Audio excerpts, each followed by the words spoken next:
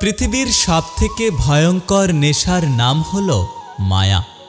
এই মায়ার নেশায় যে একবার আসক্ত হয় তার দুনিয়াটা পুরো উলটপালট হয়ে যায়। কারোর প্রতি এতটা আসক্ত হইও না যে আসক্তি তোমার জীবনটাকে ধ্বংস করে বরবাদ করে দেয়। একটা কথা মনে রেখো, বাস্তবতার কাছে তোমার প্রেম, ভালোবাসা, আবেগ সবকিছুই মূল্যহীন। জীবনে সবসময় আফসোস করো না, সবাই সবকিছু পায় না। যেটা তুমি পেয়েছ সেটা তোমার ছিল, আর যেটা তুমি পাওনি সেটা কখনোই তোমার ছিল না। তাই ওপরওয়ালার ওপর ভরসা রাখো, জীবনে কখনো বিচলিত হও না। মনে রেখো, ওপরওয়ালা কখনো কাউকে ঠকায় না। দুনিয়াটা হলো একটা স্বার্থপর জায়গা। স্বার্থ থাকলে সবাই বলে আই লাভ ইউ, আর স্বার্থ ফুরিয়ে গেলে বলে আই হেট ইউ। অভাবী মানুষের অভাব বেশি দিন থাকে না, কিন্তু লোভী মানুষের অভাব কখনোই শেষ হয় না। যে সমস্ত মানুষ মনের দিক থেকে ভালো হয় তাদের কপালটা দেখবেন খারাপ হয়, কারণ তাদের সহজ সরল মনটা নিয়ে সবাই খেলা করে। কখনো কাউকে তার বর্তমান পরিস্থিতি দেখে অবহেলা করো না। মনে রেখো, সময়ের চাকা অনবরত ঘুরতে থাকে। উপকার করা মহৎ কাজ, তবে উপকার করে কাউকে খটা দেওয়া হলো নিচু মনের পরিচয়। তোমার একটু অভিমানের জন্য যদি কারোর চোখে জল আসে, তবে একটা কথা মনে রেখো, তার চেয়ে বেশি ভালো আর তোমাকে কেউ বাঁচতে পারবে না।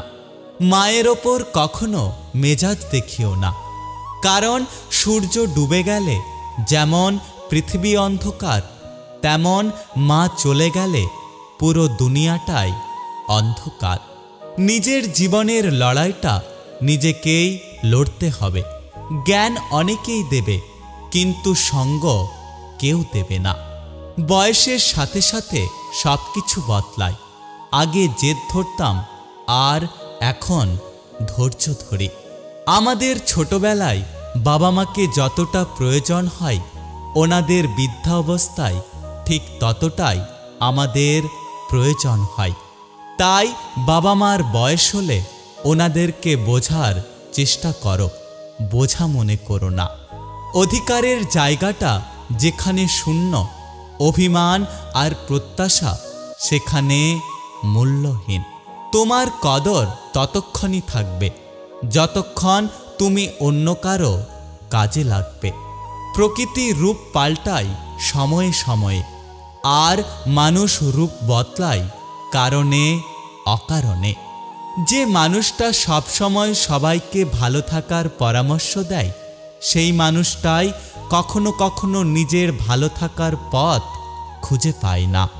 বন্ধুত্বের পরে ভালোবাসা সম্ভব, কিন্তু ভালোবাসার পরে কখনোই বন্ধুত্ব করা সম্ভব নয়।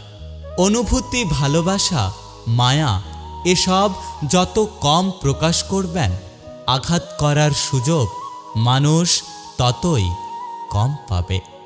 মানুষ কাছে আসার সময় বাড়িয়ে দেয় হাত, আর চলে যাওয়ার সময় দেখায় অজুহাত।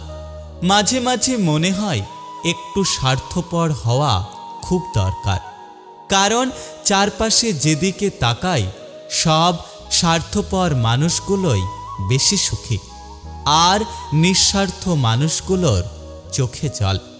শুধু বাইরের রাগটাই দেখলে তোমার জন্য আমার মনে কতটা ভালোবাসা, তোমার জন্য আমি কতটা কষ্ট পাই, সেটা একবারও বোঝার চেষ্টা করলে না।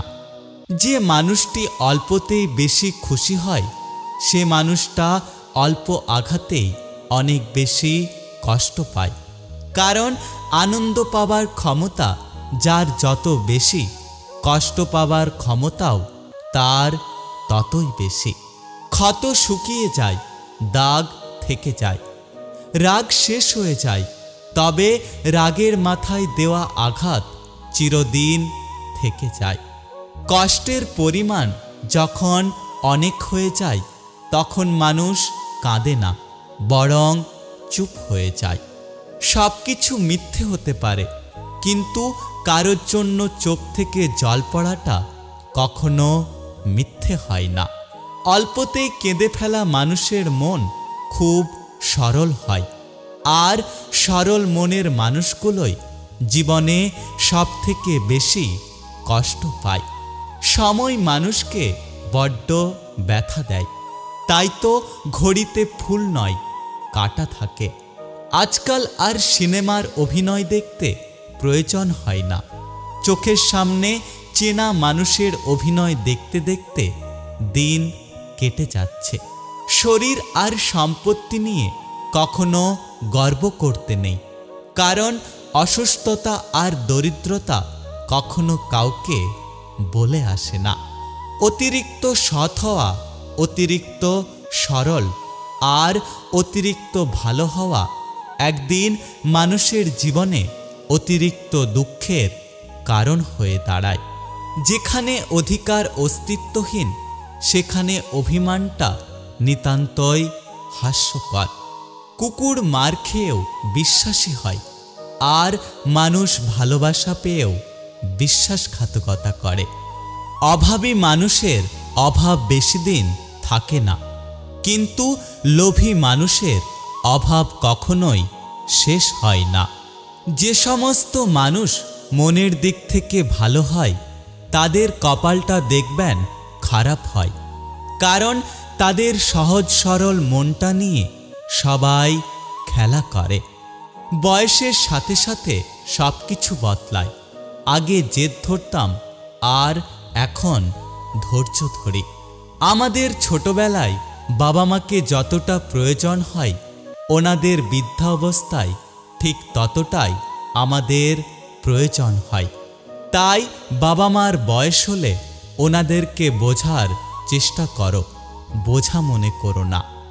যদি ভিডিওটি ভালো লাগে পাশে থাকবেন, আর হ্যাঁ, নিজের খেয়াল অবশ্যই রাখবেন, কারণ এই স্বার্থপর পৃথিবীতে আপনার খেয়াল কেউ রাখবে না। দেখা হচ্ছে পরের ভিডিওতে, ততক্ষণ সুস্থ থাকবেন। Take care.